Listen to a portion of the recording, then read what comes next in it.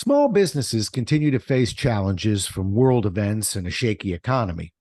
My question is, are you future ready? Let's have ourselves a pocket-sized pep talk because you're going to need tech equity, a term coined by my guest today. And he'll not only explain what that means, he'll help your business to be better prepared for the future. A Pocket-Sized Pep Talk, the podcast that can help energize your business and your life with a quick, inspiring message. Now, here's your host, Rob Jolles. Today's guest, Michael Filios, is the founder and CEO of IT Alley, a business and technology advisory firm for small and medium-sized businesses. He's a former Fortune 500 global CIO, small business CFO, technology entrepreneur, and management consultant with more than 25 years of experience. His new book is Tech Equity: How to Future Ready Your Small Business and Outperform Your Competition, published May 4th, day before my birthday, so I know it's a good book. And actually, I've looked it over. Anyway, welcome to the show. Good to have you here, Michael. Happy to be here, Rob. Thanks for having me. You bet. You know, it's a pleasure. I just want to dive in, and I'm not going to waste any time with you. You write, the goal is to find the right balance between creating value while mitigating risk with tech equity components. All right, two things. First, let's clear up this and give me a good definition for tech equity, and then we'll unpack the rest of the statement. That sounds fair. So think of it like a portfolio of investments, right? As an individual, and your investment profile is probably going to change as you get older, or maybe want to take on some more risks. So maybe there's more fixed income in there than equities. When you think about your technology portfolio, it's a very similar concept. The simple answer is it's an and, it's not an or. You need both of these in your portfolio. Since it's football season, I'll use the football analogy too. We've got to go on offense and we also have to play defense.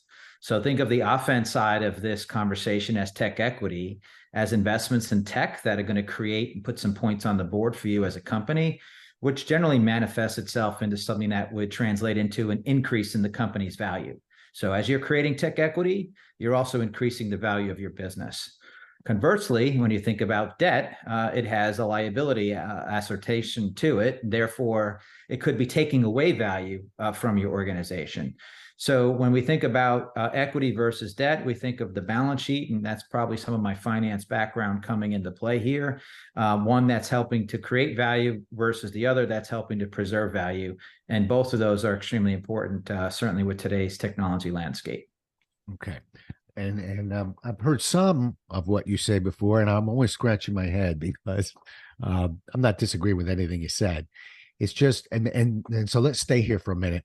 Sure. It's just we and I'm speaking for those that have, I'm making the size of a thimble right here, folks, a thimble size amount of knowledge. And so our financial advisors, our brokers are telling us, balance. We want to keep this thing in balance. Well, I think age has to do with it. Risk tolerance has to do with it. But clearly there isn't a one size fits all here individually. And I'm assuming that business wise too.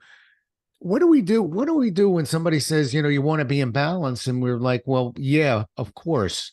Sure. I mean, listen, it's a complex field and it's getting even more complicated, particularly around tech, right? Especially with all the buzzwords and the terminologies that you hear out there. So it can, in some respects, paralyze a company in terms of figuring out which way do I go. Unfortunately, we see this at times where companies then make no decision. And that's a decision in of itself that's irresponsible as leadership. So the way I would think about it is, look, first and foremost, it always starts with your business strategy. What are you trying to achieve as a business? Let's talk about that first. So as an example, if you are a company that really prides itself on serving your customer experience really, really well, right? Regardless of what that industry is, if you are looking to have excellent customer experience, that alone is going to dictate the types of technology investments that you're going to make.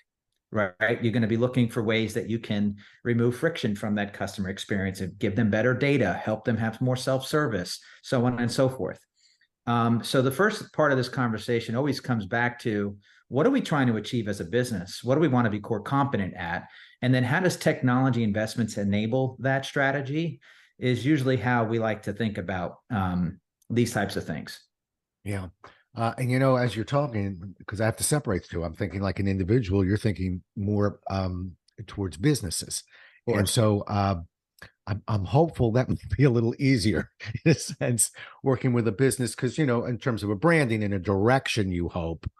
Whereas individuals, we can be a little bit scattered. We'll follow that shiny penny in the corner there, or that article we saw in Money Magazine or something. But that makes keep It's going. not too different, Rob, from standpoint sometimes how CEOs and the C-suite look at things, right? It used to be the running joke that at least when people were on airplanes reading magazines, and I can't remember if there's any magazines anymore on airplanes, but nonetheless, they would see an advertisement for a particular technology, and that CEO would come back to the office and say, I want one of those, right? And it would be the IT leader's responsibility to really help frame that conversation, because otherwise you wind up stockpiling technology for technology's sake.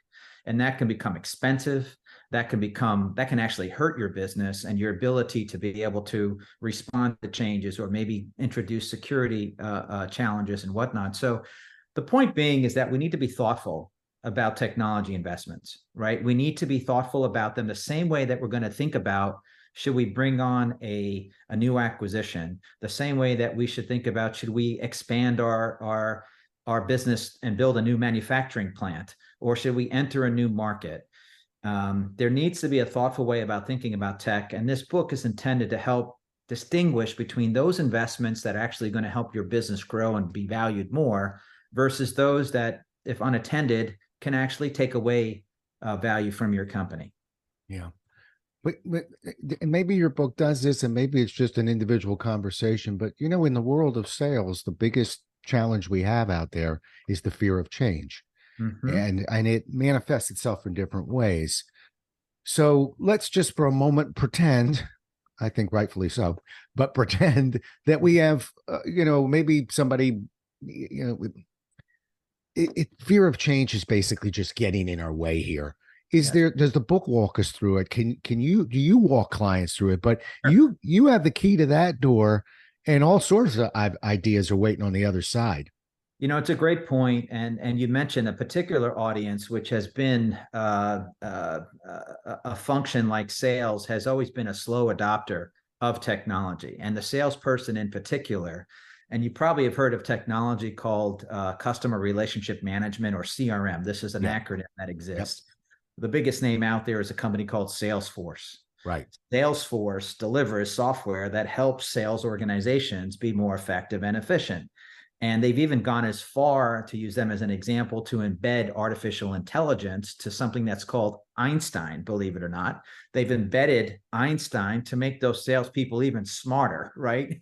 And so, change and technology go hand in glove. And I would say that most challenges we see with our clients is not about the technology. It is about the change effect of the technology.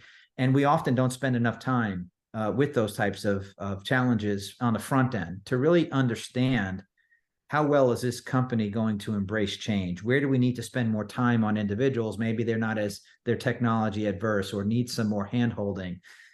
These are all facets that need to be comprehended instead of just saying, here's the new technology. I mean, look at what we're doing right now. We're on a Zoom call. Pre-COVID, how many Zoom calls were you doing, right? Unless you were really in the business of running these kinds of meetings. It's a great example of where the whole world had to pivot and get comfortable talking in this three-dimensional sphere, which meant what? We needed new technology at home. We needed to get faster bandwidth because you didn't want to keep interrupting yourself on screen. God knows whatever else you had to implement to get ready for that. But the change happened because we ripped the Band-Aid off. All of a sudden, this was the new way of doing business. Well, in businesses, it often doesn't happen with that sense of urgency, Rob, right? So there's sometimes a slower burn that occurs in these kinds of settings where, again, if not thought through, you're not going to get the value of that technology investments. And I guess this is probably the biggest thing I'd want to share with the audience is that the technology itself is not a value. It's how you use it and how you leverage it is what's really going to create that value. And then for salespeople, they need to realize that instead of handwriting notes down about a particular prospect or opportunity, they're putting it into a system. And they're putting it into a system because others can see that. And that data is going to be used for other reasons. And they need to understand beyond just their own silo why that's important for the company at large. Yeah. Right. Yeah. And that's a challenge in some cases just because of the change aspects, as you mentioned. Yeah, it's an excellent point. But you know, your Zoom example is an interesting one to me because I think that walks and proves another point, which is we didn't just wake up with Zoom. I think one of the issues, and I think, you know, you're my brain's trust here, but I think you'll find that with most people, we're not programmed to fix small problems. We fix big problems. So we all knew we probably could communicate better, but we ran into this thing called a pandemic, and we went, okay, I'm ready to embrace Zoom now. So we had to wait for that problem to get bigger. I think the job of guys like you, and I hope this book delivers, is kindest thing you can do for businesses: help them to fix a problem through technology, in this example, before it becomes a big problem, because we all get smart and we all find religion once it becomes a big problem. That's why we need to get the word out on technology, because yeah, we'll stumble into it, but when? 100%. We talk a lot about this. It may be a contradiction in terms, but we talk about proactive risk management. Case in point, just today, CNBC is reporting about the impact on Clorox's. Clorox had a cybersecurity event. You might have saw a week ago, MGM and Caesars both attacked with ransomware. Literally, there were people in queues waiting to check in with handwritten applications because their credit card systems were down. Everything was down. Now, this is a large scale issue, right, for many businesses, but in many ways, for small businesses in particular, who is often who we serve, Rob. Right. Small businesses may think they're too small for anyone to be interested in hacking them. The reality is they're the perfect target because they don't have the defense mechanisms. So yes, when we talk about future ready or future proofing, as I've done in my first book, it's about taking some proactive steps, right, before this happens. Because once this happens and you're in it, it's much harder to deal with. Now, again, you can look at crisis management and say, can we simulate a crisis and see if we're prepared? Good cybersecurity practices suggest that. They talk about, oh my gosh, let's simulate an environmental issue. Let's say that all of a sudden we got hit by a tornado and our business goes down, whatever the case might be, and see how we can respond to it. So you're absolutely right. We want to go on offense in some cases, right? But we also need to make sure that our defense mechanisms are in depth and prepared, because these things are more real than ever before. They're not just headlines. They actually are happening all around us. And it's scary, particularly for small businesses that often don't have the resources, the expertise, the financial wherewithal. And that's why I created this company and called it Ally, because we want to be an ally to these small businesses that otherwise can't afford people like me full time. That's basically the premise. Right. Well, the company is IT Ally, and the book is Tech Equity: How to Future Ready Your Small Business and Outperform Your Competition. Okay. In that book, you divide the components of tech equity into two areas: alpha and beta. Talk to me about those a little bit. Yeah. So again, my background, before I moved into technology, I was a CFO. My background is in accounting, and I never realized, when I started in this field 30 years ago, that when I became a CIO, a chief information officer, how much time I would be spending with CFOs. And the simple reason is that tech is usually a pretty big investment in a lot of companies. And CFOs really want to understand what this technology investment is, and you have to be able to explain that in terms that they understand. I took that concept further and just said, look, if my business right now, or audience, I should say, or readership, is really CFOs, private equity people that are looking at buying companies, I need to speak to in a language that they might understand. So in the investment community, when you think about an alpha, if you make an investment as an alpha investment, it's generally going to give you a greater than market return. So it's an alpha investment. So if you're going to get 3% in a regular investment, you're going to get 3+ in an alpha investment. So it's delivering on a greater than market return. Beta is more a risk-adjusted return. So it's not that it's less of value. It's more of a stand. It's a bond, let's say, in financial terms, right? It's steady. I'm going to get an interest rate, a fixed income investment. So in the concept of tech, what we've done is said, okay, since we are involved with companies that are being bought and sold on a regular basis, we have identified a handful of investments in tech that we believe can get you a greater return if you make those investments. One of them happens to be around data. If you have two companies side by side, and one is using data to make real-time decisions, they really understand their customer, they understand their profitability, they're doing this in somewhat of an organized way, versus another company that has multiple sources of the truth, doesn't have any organized data, really doesn't know how profitable they are. If you're buying one of these two companies, which one's you going to spend a premium on? Well, it's an easy answer. You're going to spend the one that's got their stuff together. So we believe when you make these investments that are alphas, they're going to translate into increasing the economic value of your company. Okay.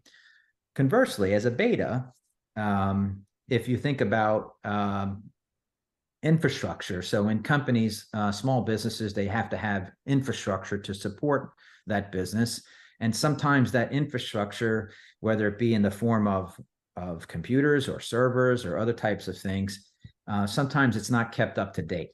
In the industry, sometimes they call that end of life, meaning you've got a piece of hardware and it's going to be end of life, meaning the tech vendors aren't going to support it anymore. So what do? You keep it. I'm going to just sweat the asset. I'm going to keep running it, because you don't want to invest. Well, at some point in time, that asset can become a liability to you, and therefore now you are creating debt. It may not be on your balance sheet in the way that you think about a balance sheet, but it's certainly going to be potentially a hindrance to your business. So we introduce these two so that folks can understand, this is not about spreading the cards across the table and hoping that you're going to get a good hit. This is about very deliberate, thoughtful investments going back to your business strategy that are ultimately going to lend themselves towards increasing the value of your business and allowing you to be more successful and ultimately outperform your competition, which is hopefully what many of our business owners are trying to do every day. Yeah, well, it certainly makes sense. My concern is always budgets. Budgets are tight. Yes. And, I can tell you from the training world where it's instinct versus logic. The instinct is when budgets are tight to pull back on training. Logic says, well, wait a minute. So your sales force or your people are struggling, but now is not the time to invest in helping them. We'll wait till the business is flying off the shelf and then teach them how to sell or, fill in the blank. So it's instinct versus logic. I'm wondering if that follows a pattern here too. It certainly does. We used to say you can't shrink to greatness, right? I mean, it's like, okay, there's realities of running a business that's hard, especially like in today's environment where there's a lot of economic uncertainty.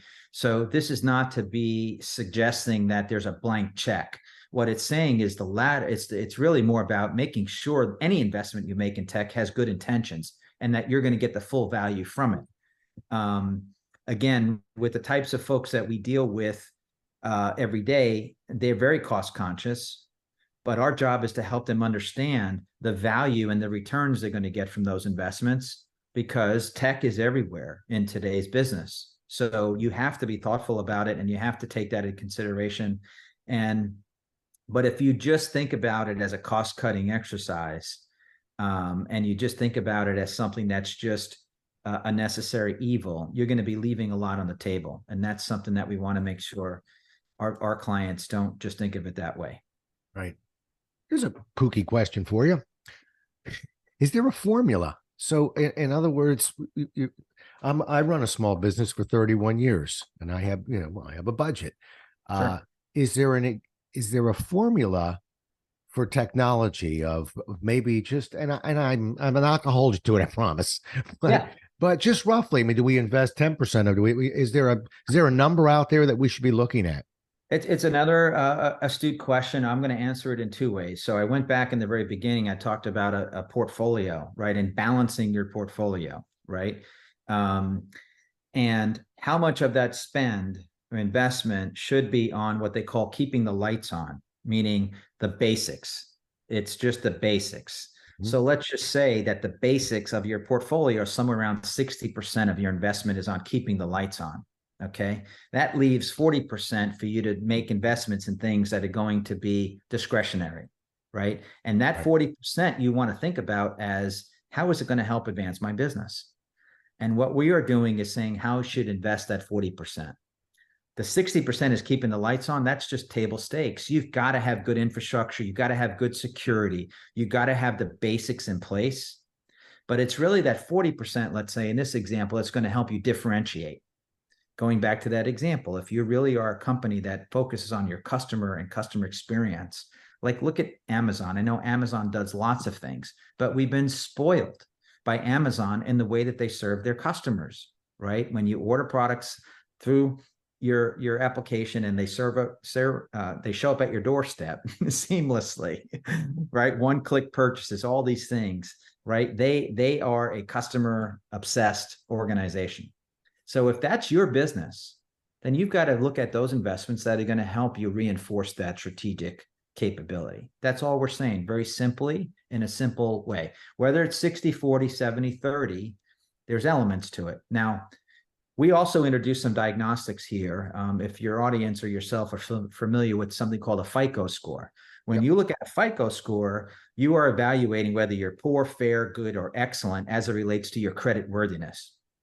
We have a tech equity diagnostic, and it's all in the book laid out, and it's 53 questions that are going to help ultimately give you a score as to how well you as a company are leveraging technology to create value, right? So if you come up in that case as poor, your 60-40 analogy might become something like, I need to go overinvest because I haven't been investing in tech for so long that 60 now becomes a 40 and the investment side becomes a 60. So, it needs to be thought through. You have to have some game plan, and there are some diagnostics and tools to help you assess how well you are using tech. And that's what we hope to accomplish with this book for those companies that we can't directly consult with, that we haven't touched yet, but there's some universal tools for them to help them get a handle on this, through these diagnostics. Right. We're certainly going to get to know you through that book, but they could go directly to your website and get an assessment, or at least talk with somebody about figuring this out. Yeah, 100%. We have, you can get access to our diagnostics through the IT Ally Institute, which is the nonprofit that also I created, which publishes our books, which puts this thought leadership and research out there as a means for us to be differentiated, Rob, right? Because there's a lot of people out there as advisors and experience and whatnot, and we wanted to make sure that everything that we do, we can give back and help educate the communities and the organizations that we serve. Got it. All right. We'll sew this up and tell everybody about where your website is and remind them about the book, which they're going to buy and write reviews on.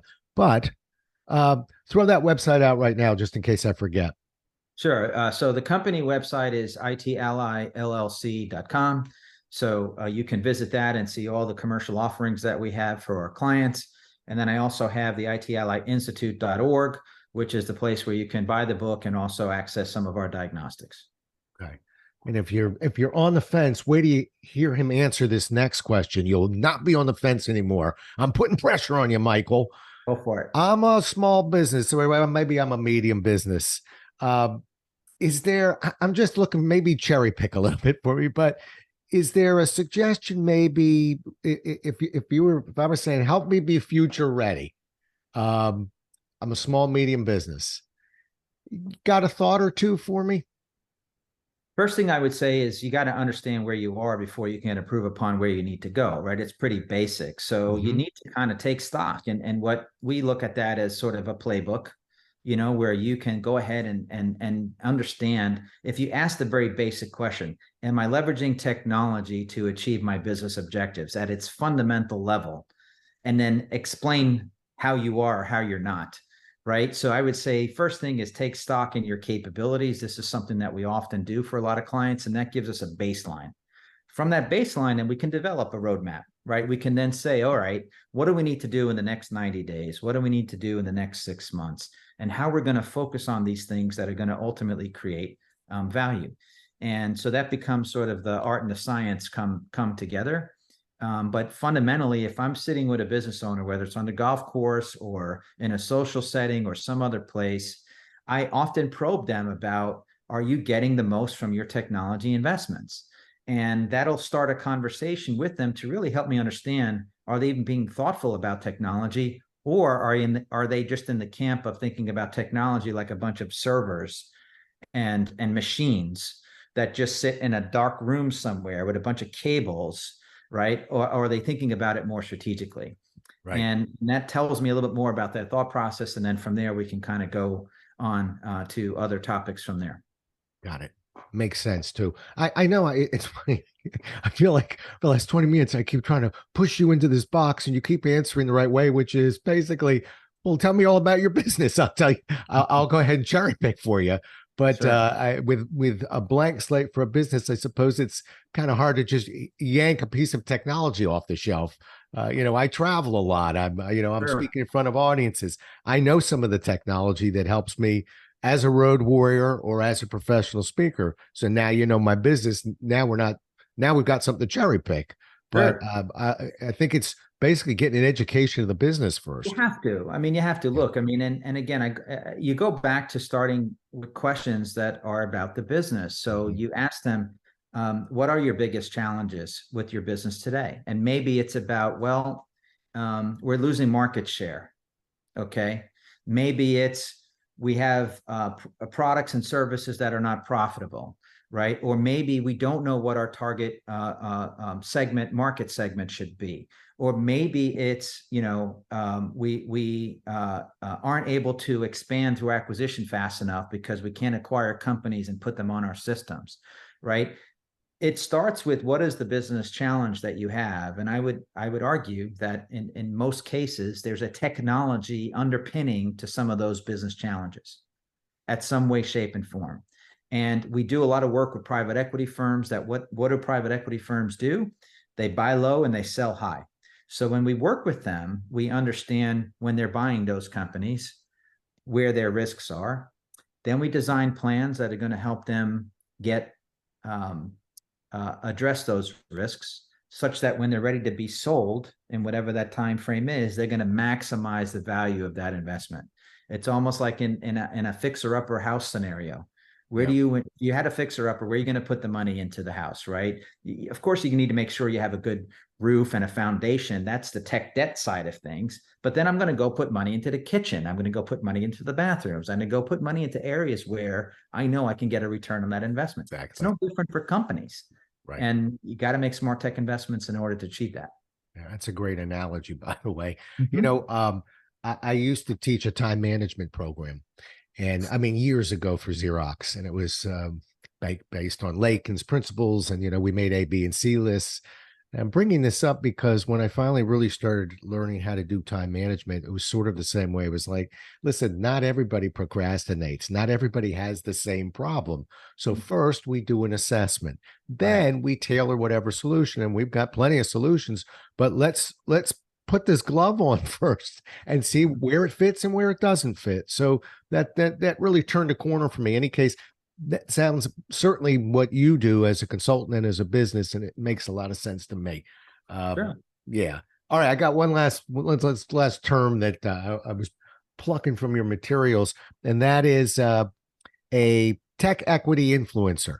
I Mm-hmm. think I'm pretty sure I know what that would be, but talk to me about that. What is that, and why do we need one?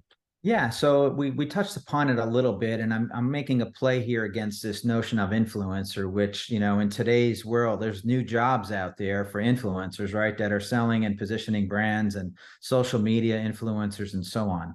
Well, in the context of influencer in our space, let's go back to that CFO. If that CFO, if he or she is all about cost reduction and all they want to do is cost takeout, right? And you come in and you want to have investments in technology, like you were saying, it's going to be pretty hard, right, for them to see it differently because they are just in that camp where they just want to shrink to greatness, let's say, and there could be good reasons for that. Any business needs stakeholders and sponsors and advocates, and it's no different in technology. You need to make sure that your CEO, that your board, that your investors, right, are influencing in a manner that's helping you achieve your objectives, right? And so when we say influencers, that you need to have, it's not only you as the IT lead, let's say, it's people around you that will see the value of what it is that you're suggesting, and then they will help to promulgate that throughout the rest of the organization.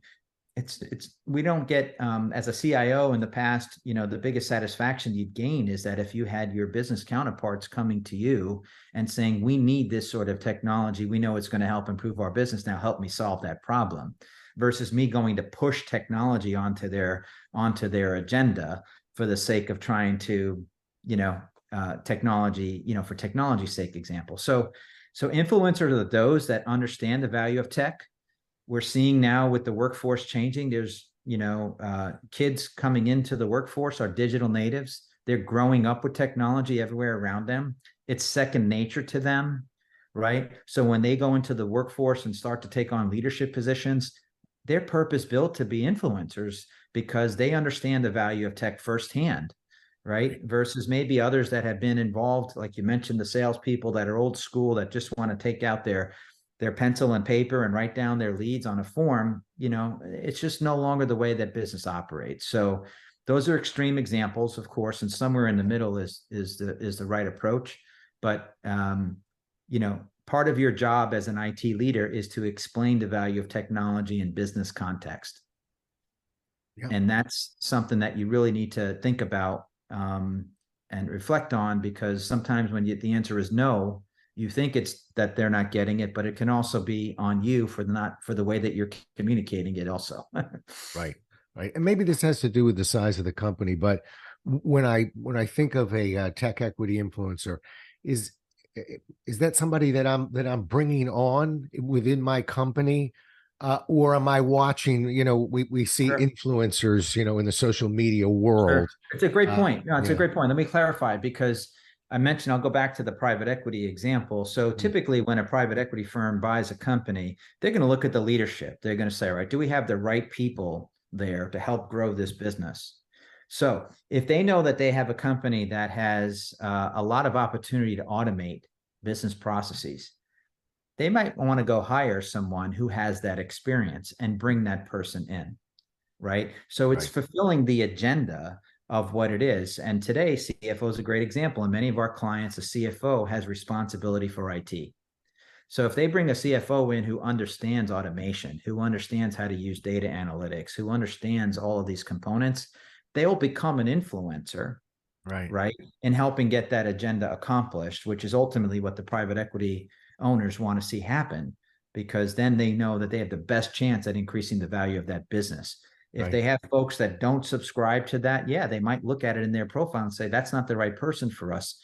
Just like if you were hiring for any other kind of reason, if you believe that you need an HR leader because we're going to be dealing with a lot of people related stuff, then I better get the right HR leader on board here who understands culture, who knows how to build out training programs, who can deal with change leadership. It's no different. And this is probably the place to leave it, Rob, is to say, look, don't treat technology any different than any functional area that you have inside your business. Don't look at it as something that's unique in that regard. It's essential. It's the way you need to remain competitive. And you got to be thoughtful about the investments that you make, because it's complicated. And you don't want to make these decisions without the right level of input and understanding. It could impact you in terms of valuation. It can open you up to security threats. And the last thing we want to see of any of our business owners is that they create something that gets taken away from them overnight. That's not being future ready. Perfect. Well said. All right, I'm going to do a 180 on you. Last question. Sure thing. And I love that answer, by the way. I really think you really put it in a nice, easy box for us. So my last question is, let's shove you into a different box. If you could go back and talk to a young Michael, 20 years ago, what one or two things would you tell him? And let's keep, you're not allowed to be an IT genius 20 years ago, but what one or two pieces of advice would you give him? Sure. I mean, I didn't share this with you in the audience, but I grew up in the Bronx. I happen to live in the Midwest now, in the Cincinnati area. But when I go back and I look at my early bringing up and seeing my dad, who was an entrepreneur, and seeing his work ethic, I developed a curiosity about the world that was well outside what I ever thought I would be growing up in the Bronx. So I would say, be fearless, continuously learn, know that there's a bigger world outside that you can learn a lot from others from and experience. And because of that, I had the benefit of living all around the world, including places like Shanghai, and a career that is taking me far beyond whatever I thought I would be. In fact, changing careers entirely from being in finance into technology, was something that I never would have drew up in the way that I did. So it all started with taking risks, making sure that I was continuously learning from others, and being able to be adaptable because change is inevitable. Beautiful. Beautiful. The book is Tech Equity: How to Future Ready Your Small Business and Outperform Your Competition. Came out on a good day, as I told you. Nice day in May. Missed Cinco de Mayo by a day, but we'll be able to talk to your publisher about that one. The company is IT Alley. I rarely tag along company names, but I'm tagging along yours because I think that book and that business kind of go hand in hand here. So I want to have people keep an eye on both those names. How do people get a hold of you personally? Sure. I mean, you can reach out to me on LinkedIn, of course. You can find me there at Michael Filios. You can also find me on our website at itlillc.com. And then lastly, my email is michael.filios@itlillc.com for those of you that want to reach out to me directly. Yeah, and I jumped on that website. It's a nice website. Thank you. So you're sitting grinning there. By the way, that last name, in case you're looking to spell it, because you know how the internet can be, Filios. Do I have that right? Perfect. Good. Good. Well, listen, I'm really I'm thrilled you were able to spend some time with us.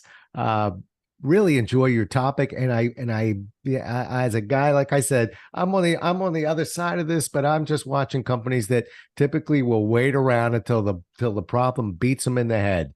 You don't want to do that with technology, and I think we got a good book and a good consultant here that might be able to help us all out. Anyway, I'm real grateful that you spent time with us, and thanks so much for being on the show. My pleasure, Rob. Thanks for having me. You bet. Well, we'll do it again as well as we can next time, everyone. Until then, stay safe. Thanks so much for listening. If you enjoyed today's show, please rate and recommend it on iTunes, Outcast, or wherever you get your podcasts. You can also get more information on this show and Rob at jollis.com.